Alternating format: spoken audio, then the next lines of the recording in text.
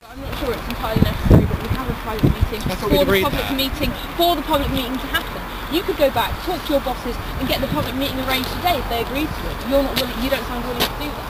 No, I think you need to put your argument to them because if I with the argument, well, I will, but that's the point. That's the whole point of having a private meeting. Going around circles now. But please leave the building.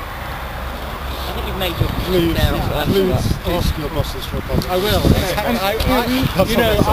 reassure them that the building will be vacated if they grant a public meeting. Well, the building might be vacated this afternoon. Yeah, I mean that would be a pity for all of us, for the RDA. I mean, we don't want to do that. That's why the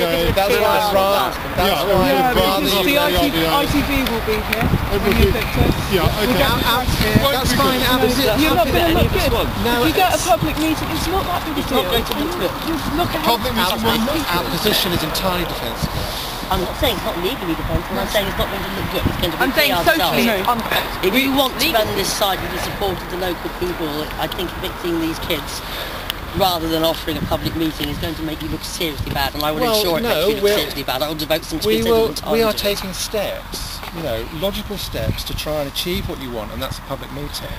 And as part of that process, I'm asking you to vacate the building. It's as simple as that. It's not a necessary part of the process. They've been in there 24 hours or so. As you said yourself, other kids have been in and out of the building over several months, I'm told. Yeah, and we so one more day isn't going to make a great difference. Can you tell me, how did you get in?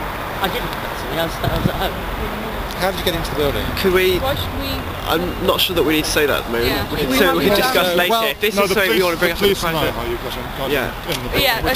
Through an empty skylight on the top. So you broke it? No, I think it was damaged. It wasn't closed. There was no forced entry. There was no forced entry, and the police know that, and we caught them already.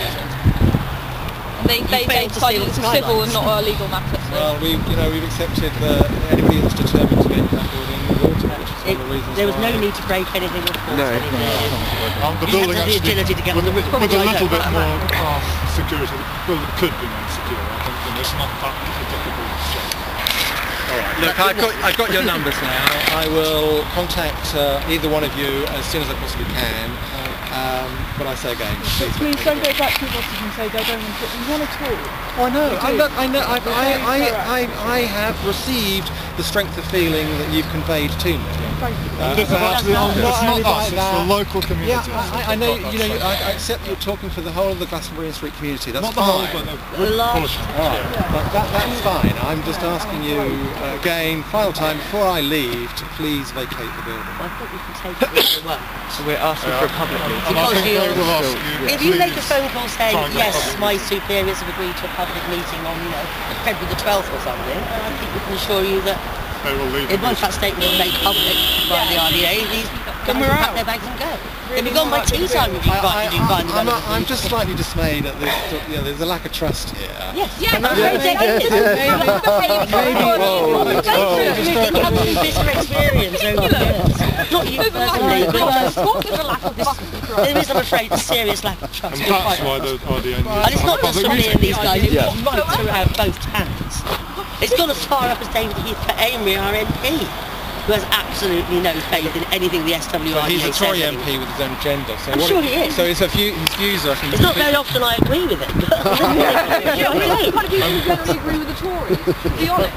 Most of the local politicians have their own agenda. It's got nothing to do. When someone says the RDA are going to do this, you go, yeah. It's the complete breakdown. I'm getting cold now, so we've said what we had to say. And before I go, please leave the building. I'll get back to you as soon as I can regarding the thank you for coming to see us. Yeah, thank you for... And that was not cheap for the bailiffs, really. That phone call probably wouldn't cost that much. Your time. I'm sorry we couldn't reach an immediate agreement. I trust you'll go back to your HQ and we're all reasonable people. And please ask for a public meeting. See if it's a possibility. It's not just about the public. It's not about this building. It's not about this. It's about the entire site. It's much bigger than this one little building. And I don't think we want to ask some questions. We'd like a few answers. We'd like some information as to what the thinking is at the moment. We'd like to know who's bought which bit of the site, what plans are in place, what's going to happen, if so, when. You know, all fairly reasonable. I hear what you're saying. Okay, right. Nice to see We're you. not going to ask at a public Cheers. meeting for a commitment on anything. We just want some information. You're press officer for who? I'm not press officer for anybody. My name's Hazel. I've been the one sending out the press releases and on the computers and the phones and on Communication HQ. All right. I'm not an official spokesperson. We'll see you. Absolutely.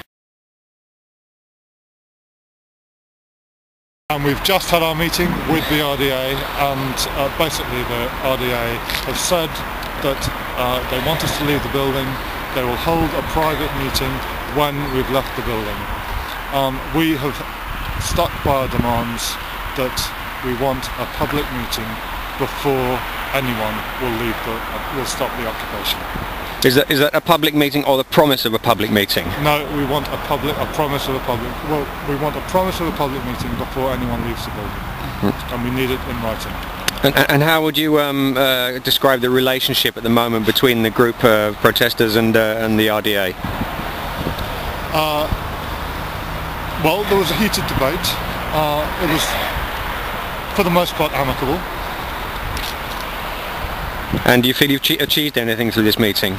It was going around in circles, unfortunately. It wouldn't be. I don't think it's an unreasonable demand to ask for a public meeting.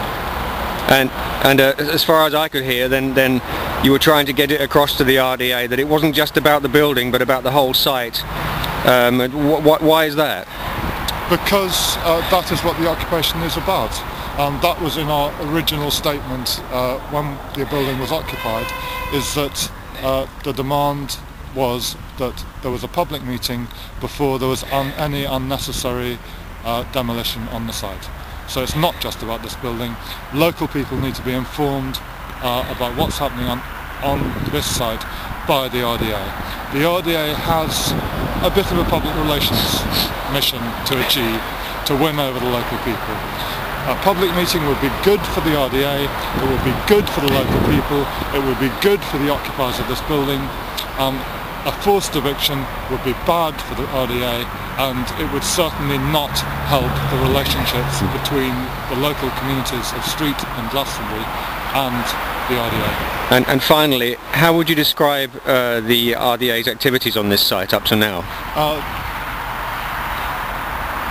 What, in general?